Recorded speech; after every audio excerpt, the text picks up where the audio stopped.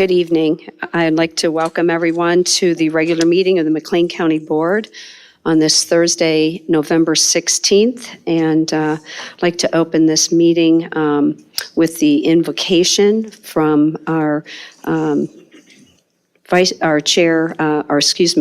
member Val Lehman.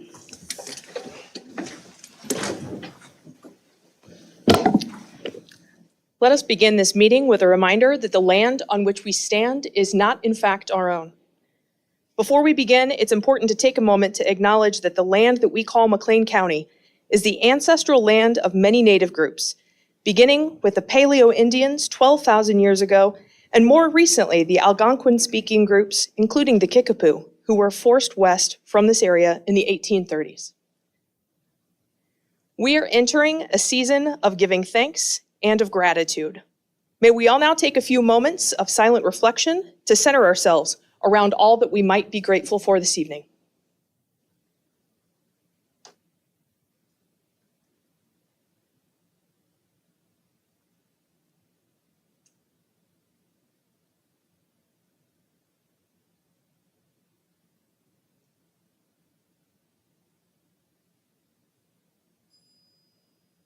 Thank you very much. Please remain standing. Pledge of Allegiance.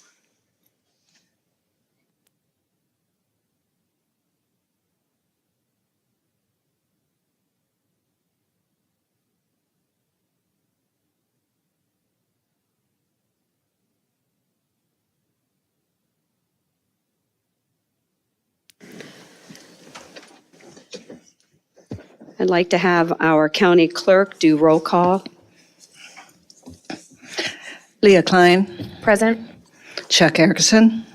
Present. William John Friedrich. Eric Hansen. Present. Elizabeth Johnston. Here. Randall Knapp. Present. Val Lehman. Present. Adam Rees. Present. Jim Rogal. Present. Natalie Roseman Mendoza. Present. Susan Schaefer. Here. James Holdner. Here. Jeff Tompkins. Here. George Wendt. Present. Crystal Abel. Present. Jack Abraham. Present. Corey Byrne. Present. Beverly Bell. Present. Lindsay Bloomfield. Present. Catherine Metzger. Present. 20 present. We have a full house tonight, so we can conduct business. We're going to move to number 5. That's appearance by members of the public and county employees in reference to an agenda item. And we have 6 members of the public and 1 county employee.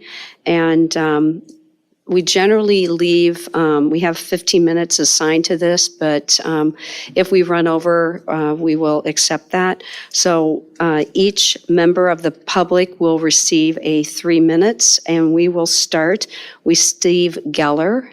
Steve, you can come to the podium over here, and your time you can watch on the large screens. So, Well, welcome, like I'm Steve. on Jeopardy. And just start? Okay. I'm here to talk about the proposed 13% increase to the property tax, why it shouldn't be done, and what should be done instead. With this year's 7% increase, another 13 would be a 2-year increase of 21%, which is a lot of money. If there was if the county was underfunded, it'd be understandable. But the states that surround Illinois charge about 45 to 70% of what Illinois does. So it's not a funding problem, it's a spending problem, which is what I'd like to address on how you can get what you want with only a minor increase in taxation. First off, 7% of our property taxes go to Heartland Community College. Instead, this can be moved to the county and the students can pay for it themselves. If Heartland is a quality school, people are willing to pay for quality. And if it's not a quality school, then really the taxpayer shouldn't be subsidizing it. So that can be taken care of there. Another 1% goes to the airport. But not even Cook County does this, and they've got O'Hare Field. So what can be done instead is there can be automated ticket booths for the entrance and exits. That'll pay for the airport, which is really how every airport and parking garage does it nowadays, through automated ticket booths. Excuse me. So the 7% from Heartland, plus the 1%, plus the 5% that you're allowed to raise all on your own, brings you to 13%, which would take care of what you want. I suggest putting off major spending for just a year so that Heartland has time to adjust for paying for their own bills, and the airport has time to put in the automated ticket booths, and then you can start with more your major spending after that year when the funding starts rolling in. That's it. Thank you very much, You're Mr. welcome. Geller. We have Renee Genji is our next member of the public, and welcome. Thank you. And you have 3 minutes. Okay, so what got me here tonight is on October 9th, I was looking on my phone on the Nextdoor app, and I came across somebody that said, "Was I the only one surprised by the Panagraph article on the proposed 13% increase in property taxes?" Okay, many people responded to that. They were really upset. I said, "So what are we going to do about it?" I got a ton of responses, and they weren't the happy, happy, joy, joy kind of responses. The post received over 9,000 views, 95 comments, and 35 reactions.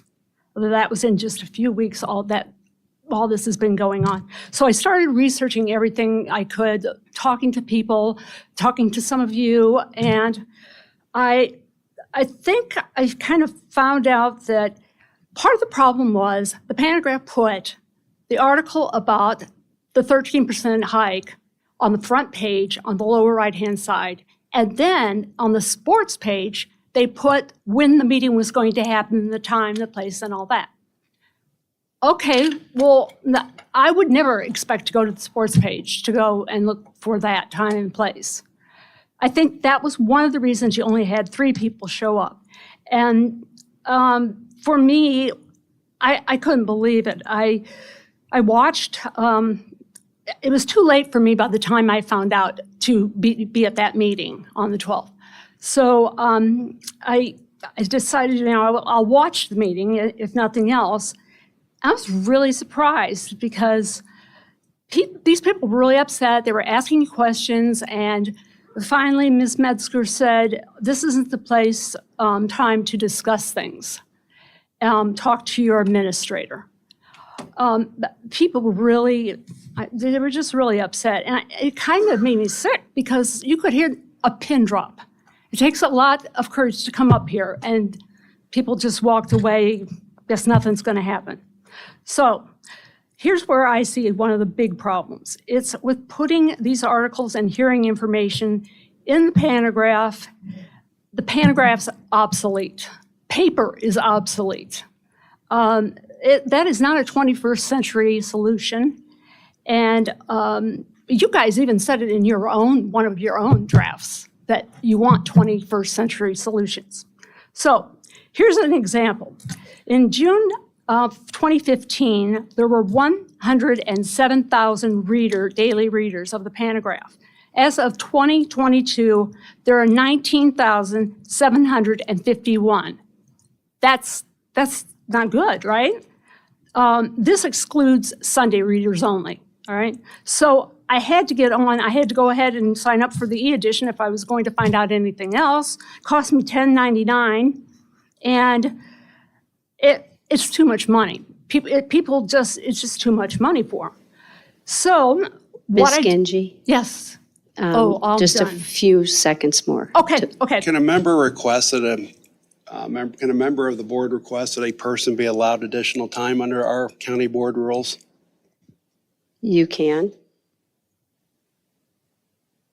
Are you asking for that? I'm finding that is the rules. I didn't know that I was asking the attorney. I didn't know that you were the attorney.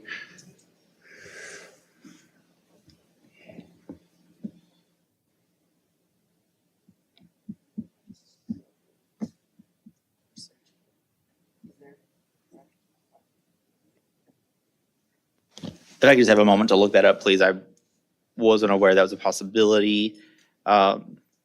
I'll get back to you. I would just like to make a request that should be given additional time to speak.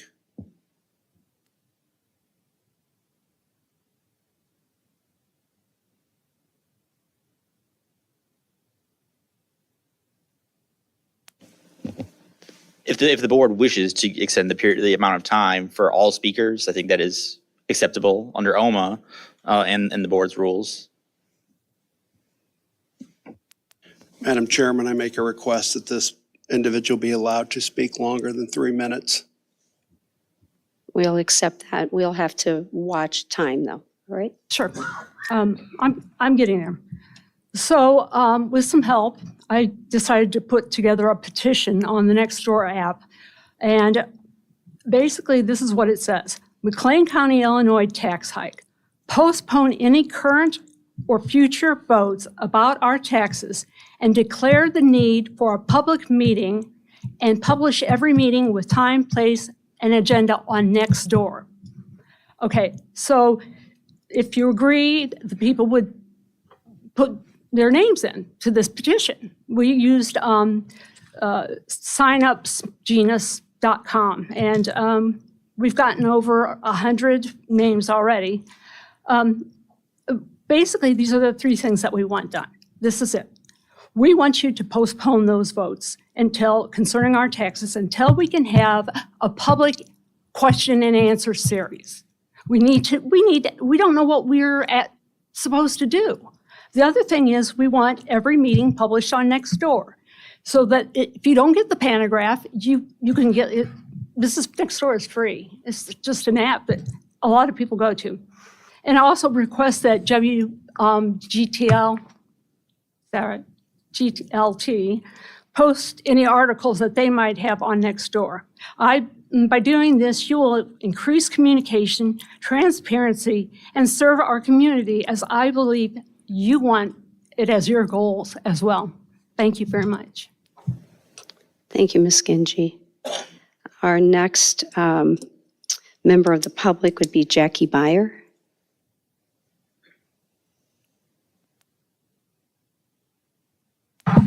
And you may begin.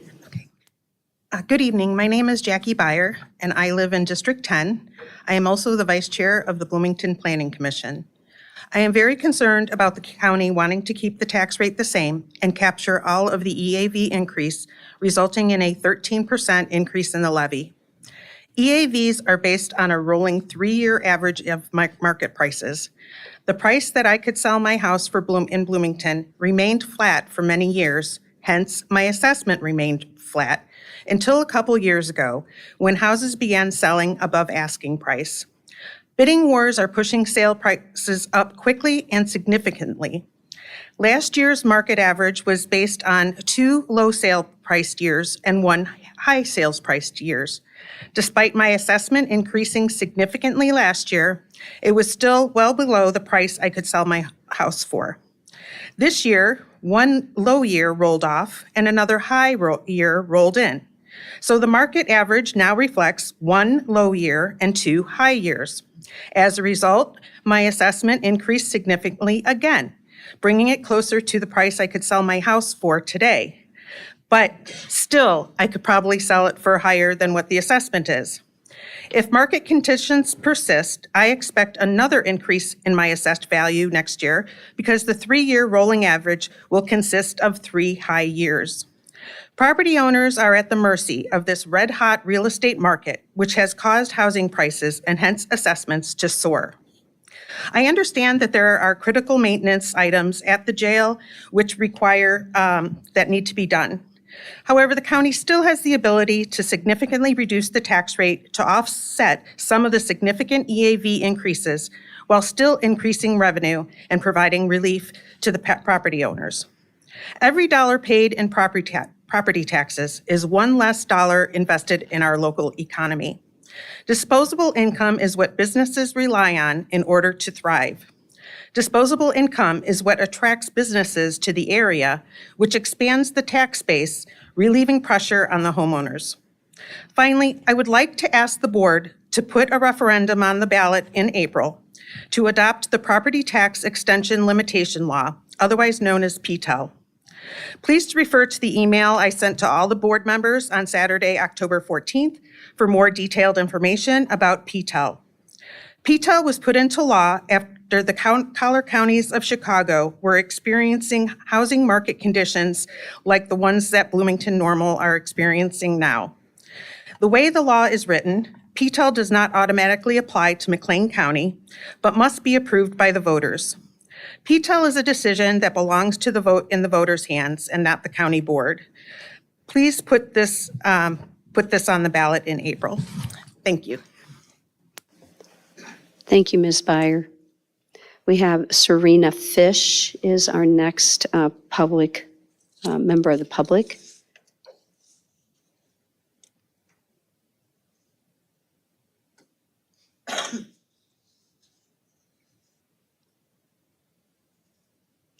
Welcome back. And you have 3 minutes. Thank you, or longer if I need it. Thank you. I'm Serena Fish. I'm head of West Side Neighbors, a member of Miller Park Neighbors. I'm on the PSC board, PSCRB board. I'm going to look at this in a different way. First of all, I'd like to say something positive. After the last meeting, a couple people came up that, well, you know, you can get a homestead because I'm obviously a senior. Well, I already do that because I know what you can do. But I want to give kudos to Kathy Michaels and her staff.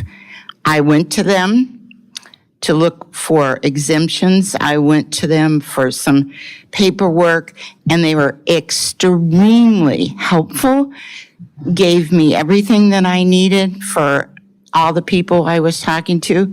So thank you for being one member of this board who is at least trying.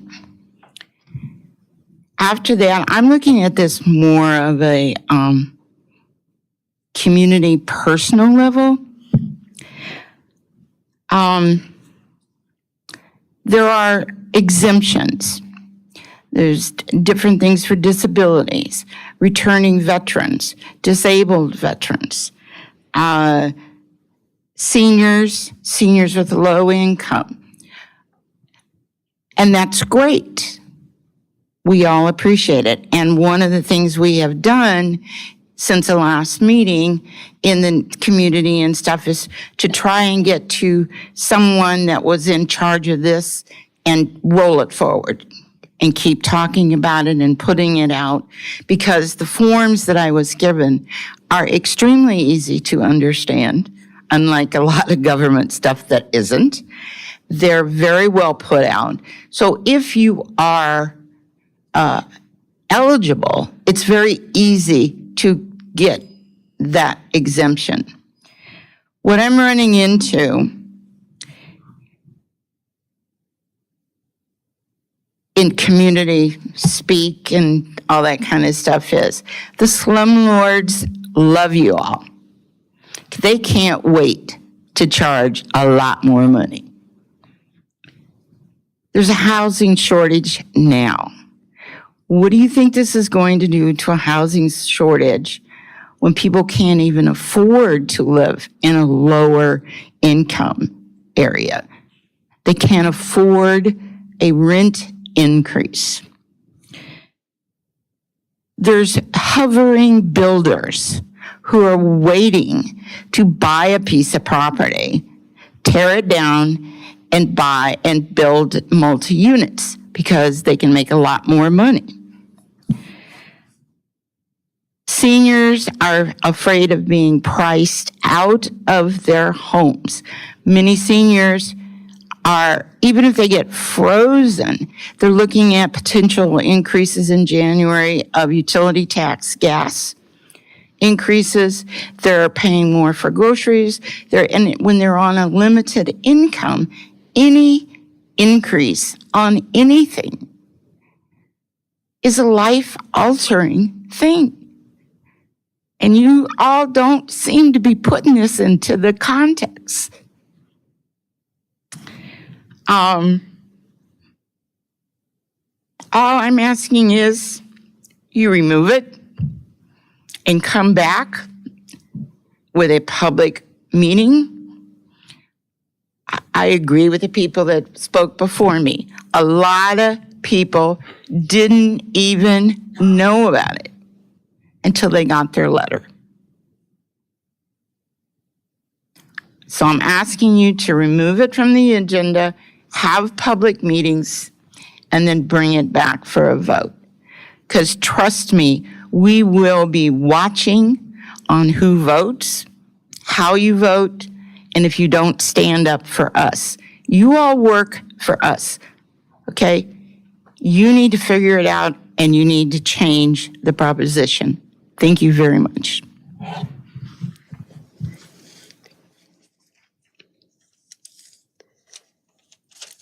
The next member of the public is Theron Melrose.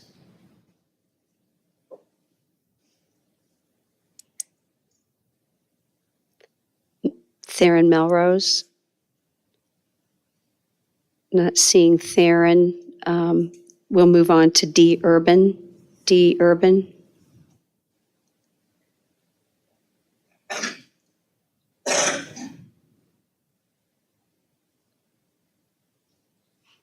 Thank you, Welcome, Madam Ms. Chair. Urban. Good evening, ladies and gentlemen. I appreciate your attention this evening, very much so.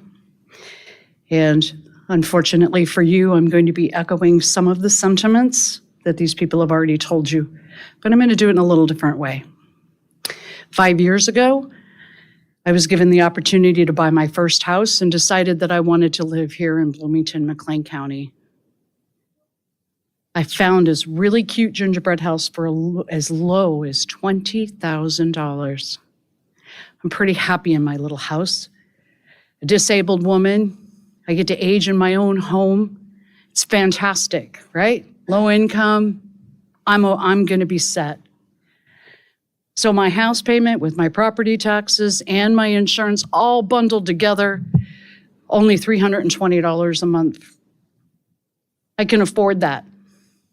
I bet every one of you can afford that too. $320 a month for my gingerbread house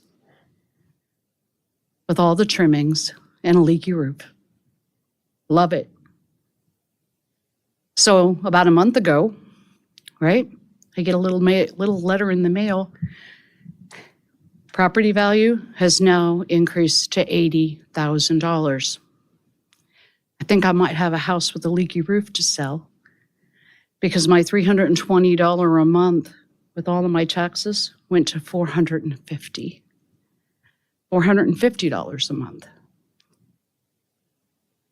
Now, when we're talking about senior citizen fixed income, guess what? Not so easy to afford. And here we are at this meeting here in the public, and you have to be in the position now to make a decision about accepting the tax levy. Let's stop hiding behind the visage that we're not raising your taxes, because that's a half truth. The half of the truth is you're right, you're not actually raising the levy. But the other half of that is my property value is going to go up again. How much higher than $450 do you expect for a crippled senior citizen to pay for their house, for their $20,000 house that I was going to get old in? Tonight, you have the opportunity to place your vote on this situation and say, you know, maybe we need to stop and back up and reevaluate our budget so that we can lower our taxes by lowering that to make it balance. Right now, you don't have balance. You have a visage that says, but we're not raising your taxes, your property value is going up. It isn't true. My property taxes did go up. Now, my assessed taxes are higher than the principal of my house. I can't afford it. So do you want your seniors, your crippled, your low-income people? Do you want them to stay here? Or do you want to send the injustice message to those of us that have to rent property or to age in place that we're not welcome in McLean County? And you get to make that decision tonight. So when you make that choice, remember that all of us are sitting here listening to you. Either you want people to live here or you want us to leave. Because the bottom line is, the facade is we're not raising your taxes, but the truth is the effect hurts those that are marginalized, impoverished, senior, limited income. Don't lie to yourself and don't let us be lied to. Make a decision to redo the budget and live on the same income and means that we have to live on. Thank you.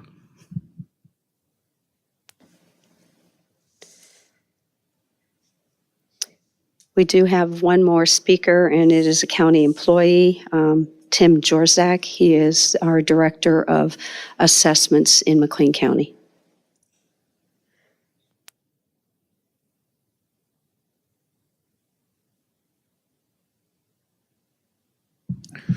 Thank you, Chairman Metzger. I appreciate the invitation to come here and talk tonight.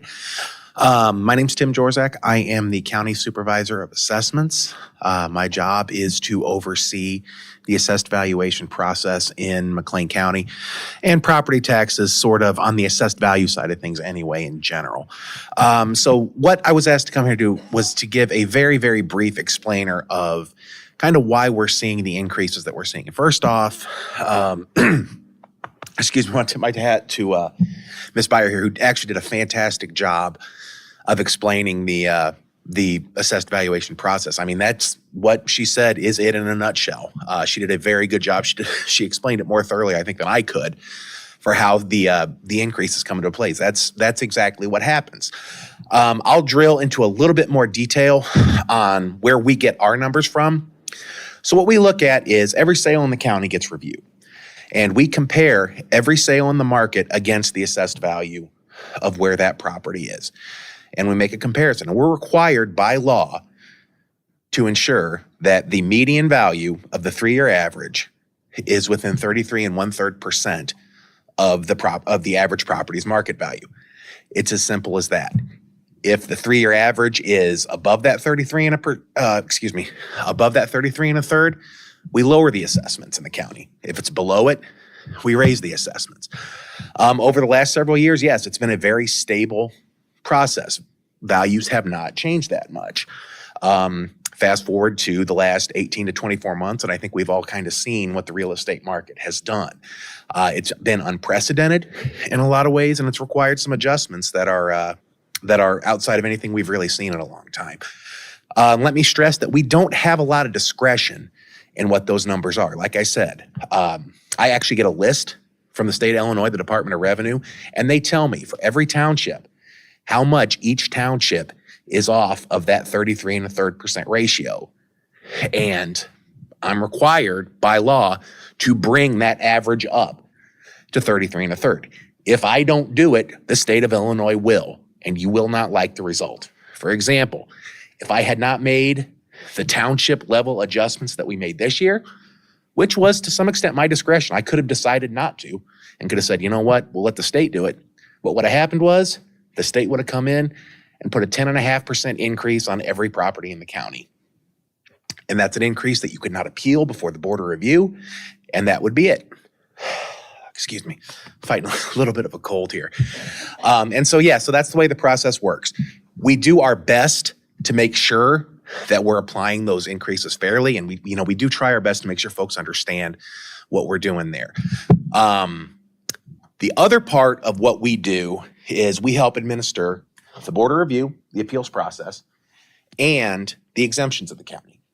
So the first thing I'll stress is, at the end of the day, regardless of what those increases are, if you do not feel that the value of your property on your assessment notice is reflective of what it is worth in the market, you have every right to appeal. I've left some forms over there on the table back there for anybody in the public. If they want to come grab a couple copies, we have them on our website as well. Go ahead and fill it out. Excuse me. I will say the process is closed for every township outside of the city of Bloomington. It's just the way the timing of the assessment notices went out this year.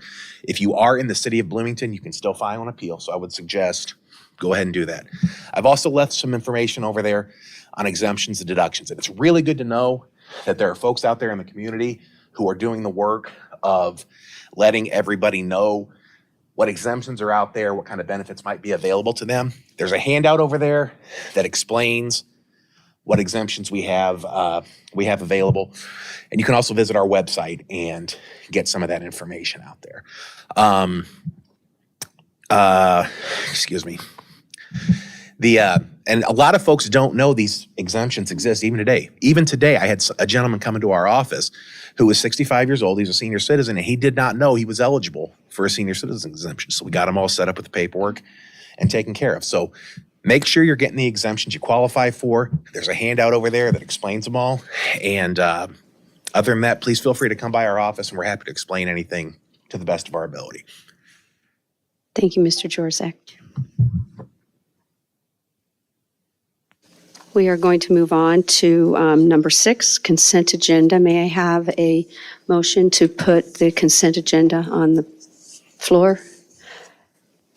Member Rogal made the motion. We have a second by Member Klein. Is there any discussion? Seeing no discussion, all in favor of the items that are on the consent agenda, say aye. Aye. Opposed? The motion passes.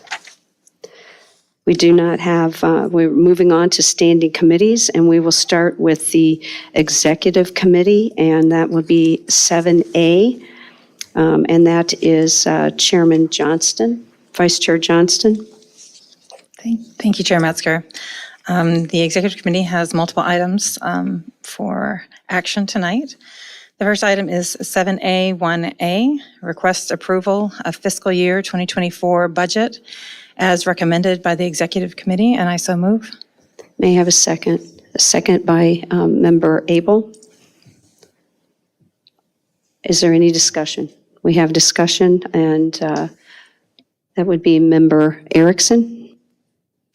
Thank you, Madam Chair. I'm conflicted by this because I voted against the tax levy at the Executive Committee. And this is not the entire part of the budget, but I do believe strongly that our deputies and our correctional officers do deserve a pay raise. I do believe the hardworking employees, including those of our county clerk's office, do deserve a pay raise. It's a bad problem. I guess it's not a bad problem to have, where if salaries are going up and the private sector is raising their salaries as well, we have to be competitive or we won't have anybody working for us. And so I'm conflicted because I don't want my message to be tonight that I am in opposition to those pay raises, because I actually believe they should be getting them. I have not figured out how to balance, because I don't want to destroy the morale of our employees, but yet it looks like we're going to destroy the morale of some of our taxpayers, and that seems to be a hard pill to swallow. I've tried to figure out a solution. I've talked to members. I don't have majority support to do anything I think we should do. So I will be voting in favor of the budget, but I will be voting against the tax levy. Thank you. Any other comments? Seeing none, we'll go ahead and vote. All in favor of 7A1A, request approval of the fiscal year 2024 budget as recommended by the Executive Committee, say aye. Aye. Opposed? Opposed. We have one opposition, and that is Member Wendt. The motion passes. Back to you, Vice Chair Johnston. Thank you. Next up, we have item 7A1B, request approval of adoption of the fiscal year 2024 combined annual appropriation and budget ordinance and the 5-year capital improvement plan, and authorize the chairman and county clerk to sign. And I so move. May I have a second? I have a second by Member Mendoza. Any discussion? Seeing no discussion, going to vote on 7A1B, and that's the request approval of the combined annual appropriation budget and ordinance for the 5-year capital improvement plan, say aye. Aye. Opposed? Opposed. One opposition, and that was Member Wendt. Motion passes. Moving on to 7A1C. I'm sorry, I'm allowing that. I stepped on your toes again. Vice Chair Johnston, floor is yours. Okay. We have item 7A1C, request approval and adoption of the fiscal year 2024 full-time equivalent positions resolution, and authorize the chairman and the county clerk to sign, and I so move. And we have a motion. We need a second. We have a second by Member Byrne. Any discussion? Seeing no discussion, all in favor of 7A1C, and that's a fiscal year full-time equivalent position resolution, say aye. Aye. Opposed? Motion passes. Member, Vice Chair Johnston. Next up, we have item 7A1D, request approval and adoption of the 2023 tax levy ordinance for McLean County, and authorize the chairman and the county clerk to sign, and I so move. May I have a second? I have a second by Member Byrne. Discussion. We do have Vice Chair Johnston. Thank you, Madam Chair. This is something that obviously we've had a lot of public comment on. This is not something that I want the public to understand. It's not something that we take lightly. This is something that has been deliberated for months, really trying to find that balance for what the taxpayers are going to see on their bill and what we have for the county. We do need to take care of our workforce. If we don't take care of our workforce, we don't have a workforce. If we don't have a workforce, we don't have services. And at the heart of it, that is what we're here to do. And so I think that through months of discussion and analysis, we have tried to be very careful about putting funds into places where we feel that we will get the most use, which is things like repairing the lagoon out at Kamlara Park. We don't have a lagoon, we don't have a park, we don't have a bathroom. Putting things into the nursing home, where we have seen big turnaround, and we've seen it become a much more desirable place to be. We've seen money in the past years put into the History Museum ceiling, which if we hadn't done, we would have continued to incur damage. We have projects coming up next year. These are projects that have been put off for so long and now are going to cost us more money because of the neglect. So what we're trying to do with this budget is to use the money most efficiently to save the taxpayers' money in the long term. And so I will be voting for this levy because it is what is in the best interest of the future of McLean County and the property that we have, so that we can continue to provide services. Thank you. Any other discussion? Member Schaefer. Thank you, Madam Chairman. I'd like to concur with what Vice Chair Johnston mentioned.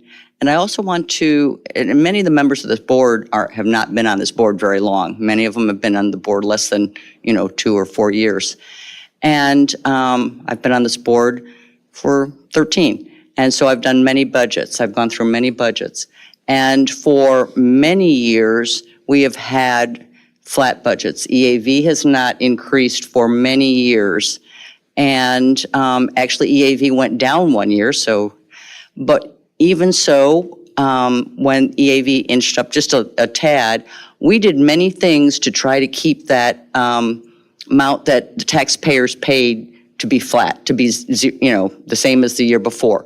We actually, I think it was about 4 or 5 years ago, we actually had to find $1 million, and so what we did was we laid off employees, or we did a reduction in force to eliminate employees in order to do that. So it's not that this board does not acknowledge that the taxpayers have to increase what they end up paying in taxes. However, it is a benefit to the whole community that we have seen an increase in our values in our homes, and that it's paper increase, the paper part of it, where your house is worth a lot more, but everything else has increased in price. We cannot keep taxes and the amount that you pay the same as it was 10 years ago. Services, everything, whether your groceries or anything that you purchase, has not remained the same cost as it was 10 years ago. So we have to, in order, like Member Johnston said, that in order to have McLean County be a viable county in the state and be a leader in this state that we have been for many years, this is the right thing for McLean County. Thank you. Any other members? Member Klein. Chairman, with your permission, I'd like to ask Administrator Taylor a couple of questions. Is that okay? You're going to answer them, I promise. You're going to know. So what is in the end, what is the EAV increase in the end? I know the newspaper said 13%, but in the end, what is that increase actually? So the overall increase for the community is 10.5%. That's the average. It'll be different for each township. Okay. But it was published at some point as 13, but it's not actually 13. So the dollar amount increase is 13%. Okay. So how many meetings open to the public would you say that we've had about the budget in the last 2 months? I've counted them. I believe it's 12. Is that correct? Well, we've had 2 board meetings and we have 7 committee meetings. And Okay, so I underestimated, so 14. Okay. And just the last question, maybe this is for the lawyer. Can we legally reallocate tax monies away from the airport and away from Heartland Community College as the county board? No, we only control the county's portion of the property tax. Everything else is controlled by the boards of either the school districts or the townships that comprise the rest of the property taxes that citizens pay. Thank you so much. Any other comments or questions? Oh, I'm sorry. Member Erickson. Thank you, Madam Chair. I do want to point out that, though, in our budget process, the way it does actually work is, in May it starts, but it's generally the department heads meeting with the county administrator to determine what their needs are and then putting together a budget to present to the board. And as I had asked, could have been at the Finance Committee meeting, there isn't a whole lot of member involvement of county board members in the budget process until September when the budget is presented to us. So, we don't have a lot of input into the budget until we get it in September. And that is when we get it. Now, you can contend that, yes, we set the finance policy in May or whatever that month is. But, and yes, there have been public meetings about it, but I'm not sure how to solve the problem. I'm not sure you want 20 members sitting together trying to come up with a budget. I don't know how that works either. But I do appreciate the work that the department heads did and our county administrator did. It'd just been my preference that the tax levy had not been this high. So thank you. Any other first round? Second round, Vice Chair Johnston. Thank you. I do want to iterate that we do rely on our department heads to take a look at their budget and take a look at their expenses and come to us with what they think is necessary. And they do line item by line item explain what it is and why they need that amount. When I talked before about our employees being so essential, we had issues this summer, being underfunded at the jail. And we had to send inmates, we had to send them to LaSalle County. And that cost us quite a pretty penny because we did not have salaries in a range that people would actually come and apply. We were short-staffed heavily, and that made it a danger to, we were not meeting state codes. It would have been a danger to the COs. It would have been a danger to the inmates. And so for safety purposes, we paid extra to have them housed elsewhere. And I'm not sure if Administrator Taylor knows how much, but that was a huge cost. Do you know off the top of your head how much that cost us as a county? I think it was around $300,000. And that was from not having sufficient salaries. And so when the department heads come to us and present their budget, we do take it seriously that they know their departments, they know what is needed. We have, part of our budget this year is we have an extra, is I think close to $500,000 because it is a presidential year next year. And elections, there are more demands on Ms. Michael's department. And so that was part of her budget as well. And I hope that every voter in McLean County and every resident in McLean County would like to make sure that we have adequate resources for elections. So those are some of the things that, yes, next year is a bit of a whammy for a few things, but we do take into consideration our department heads and their experience on what they know, what they need as we proceed in this process. So thank you. Any additional discussion? This will be a vote. I'm calling for vote. Will be a roll call vote, and our clerk will take roll call. Our chair will vote. Yes, we'll approve the budget. Levy, pardon me, the levy. Budget is approved, the levy, and a no will not approve that levy. Leah Klein, Yes. Chuck Erickson, No. William John Friedrich, No. Eric Hansen, Yes. Elizabeth Johnston, Yes. I'm sorry, Yes. Randall Knapp, No. Val Lehman, Yes. Adam Reeves, No.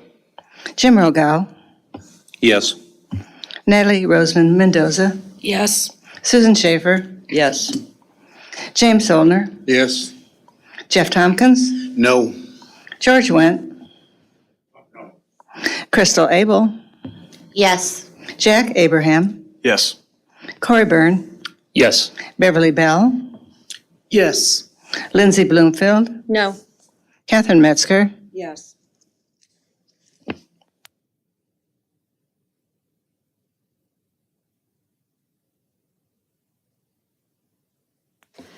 We have 13 yes, 7 no. The motion passes. The levy is approved. And Vice Chair Johnston. Thank you. Next up, we have item 7A1E, and that is request county board authorization to have the county administrator publish the fiscal year 2024 adopted budget appropriation ordinance and the 2023 tax levy ordinance, and I so move. May I have a second? We have a second by Member Mendoza. Any discussion? Seeing no discussion, all in favor of 7A1E, say aye. Aye. Opposed? The motion passes. And that is all items that we have for tonight under the executive committee. Our general report can be found in the packet, and our minutes can be found on pages 34 to 40. Thank you very much, Vice Chair. We're moving on to 7B, and that is Finance Committee and Chair Friedrich. Thank you, Madam Chair. Finance Committee brings one action item, and that is 7B1A, request approval of the fiscal year 2024 compensation plan on pages 181 through 194, and I so move. May I have a second? We have a second by Member Lehman. Val Lehman. Is there any discussion? Seeing no discussion, we're going to vote on 7B1A, and that's a 2024 compensation plan. All in favor, say aye. Aye. Opposed? Motion passes. Finance Committee has nothing else for action, and our general report can be found in the unapproved minutes. I'd be happy to answer any questions. Thank you. Very good, thank you. We have 7C, and that is Chair Schaefer for the Health Committee. Thank you, Madam Chairman. The Health Committee has no items for action today. Our general report can be found on pages 24 through 28 of the unapproved minutes packet. Thank you. 7D, and that is the Justice Committee, and we have Chair Erickson. Thank you, Madam Chair. The Justice Committee brings 3 items for action. The first item is item 7D1A, request approval of a memorandum of understanding between Bloomington Police Department, Normal Police Department, McLean County Sheriff's Department, and McLean County Juvenile Court Services as part of the Juvenile Diversion Program, and I so move. May I have a second? We have a second by Tompkins, Member Tompkins. Discussion? All in favor of 7D1A, and that is the memorandum of understanding between Bloomington Normal and the Sheriff Department and the McLean County Juvenile Court System, say aye. Aye. Opposed? Motion passes. Chairman Erickson. Thank you, Madam Chair. The next item on the agenda is item 7D1B, request approval of an appellate prosecutor contract with the Office of the State's Attorney's Appellate Prosecutor, and I so move. We have a motion. I need a second. We have a second by Member Hanson. Any discussion? All in favor of 7D1B, and that is appellate prosecutor contract with the State's Attorney Appellate Prosecutor, say aye. Aye. Opposed? Motion passes. Back to you, Chair Erickson. Thank you, Madam Chair. The Justice Committee brings one last item for action, item 7D1C, request approval of an interlocal agreement between the City of Bloomington, Town of Normal, and the County of McLean for the 2023 Burn Justice Assistance Grant Program Award, and I so move. We have a motion. Can I have a second? We have a second by Member Bell. Any discussion? Seeing none, we're going to vote on 7D1C, and that is the interlocal agreement for the Burn Justice Assistant Grant Program. Say aye. Opposed? Motion passes. Madam Chair, the Justice Committee has no other items for action, and our general report can be found in the unapproved minutes. Thank you. Thank you very much, Chair Erickson. We're going to move on to the Property Committee, and that would be for Chair Val Lehman. Thank you, Madam Chair. The Property Committee has no items to be presented for action this evening. However, our general report can be found on pages 30 to 33 of the unapproved minutes packet, and I'm here for any questions. Thank you, Chair Lehman. We're now going to 7F, and that would be Land Use and Development Committee, and our chair is Leah Klein. Thank you, Madam Chairwoman. The Land Use and Development Committee does not have any items to be presented for action. We don't have minutes in the general report either, but I'm happy to answer any questions that people may have. We will move to 7G, and that is the Transportation Committee, and we have Chair Jim Rogel. Yes, the Transportation Committee has no items to be presented for action, and our general report can be found on pages 2 through 5 of the unapproved minutes, and I can answer any questions. We're going to move to 7H, and that is our County Administrator, Ms. Cassie Taylor. Thank you, Madam Chair. I have no items to present for action this evening. That will move us on to 8. We do not have any appearances by the public or county employees in references to an item not on the agenda. However, I would like to recognize we do have a guest tonight, and she deserves some recognition. And her name is Ms. Katie Buckley, and she has been named now. She was acting director. She is now the director of the University of Illinois Cooperative Extension Service for the counties of Livingston, McLean, and Woodford. And we'd like to welcome her and give her a congratulatory applause.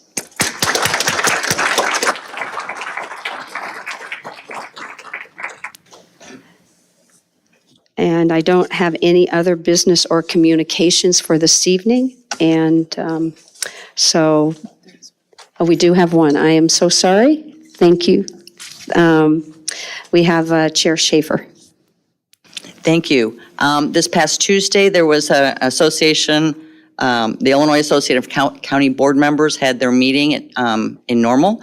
And I'd like to make everyone aware that Member Soldner is the new president of that association and was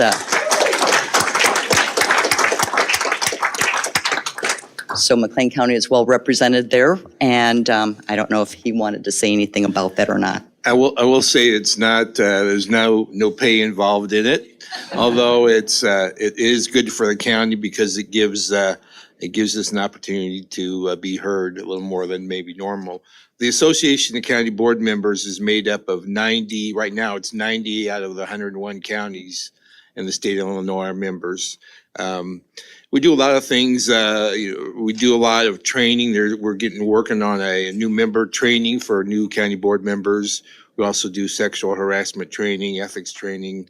We just had a seminar on cyber threats. So there's a lot of things we do.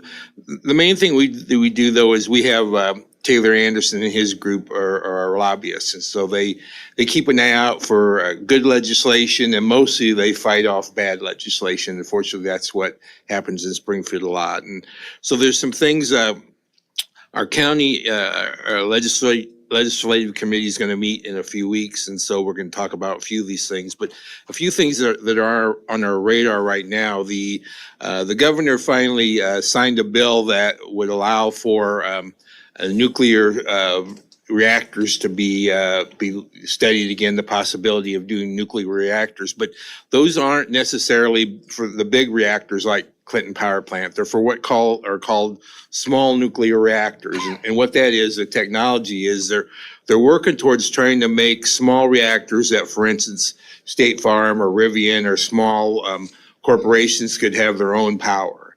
So it's not been done anywhere else in the country, so it's something new, and the concern is how we're going to deal with that, with the making sure there's not dangers put on the citizens. We have to make sure that first responders can handle that, and if it's considered an improvement, then is it an opportunity for increase in real estate taxes or corporate taxes for those groups. The other thing we're looking at is how are we going to deal with the onslaught of EV cars and trucks and buses? Because again, right now the power companies say they don't have enough power out there in the system to pay for, or at least to be able to charge all these buses and Amazon trucks and everything else are going to be around. So that's something else we're going to have to look at. And our land use committee is going to have to also figure out how we're going to zone all that. Another concern that we're having is with the improvements and with more electric vehicles, that's less vehicles that use motor fuel taxes or pay motor fuel taxes.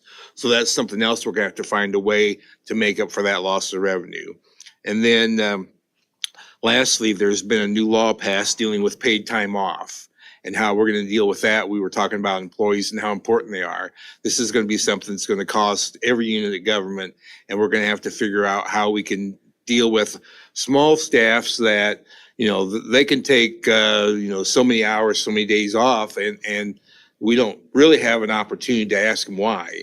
So it could be a case where we could have a staff of 5 people and 3 people off. And how are we going to deal with that? So again, our organization deals with all that, and hopefully we will try and keep an eye on what's going on in Springfield. And again, I appreciate the opportunity to serve as that president. Thank you. Well, we're very honored to have you in our presence. Seeing no other items and no other business, I call this meeting adjourned.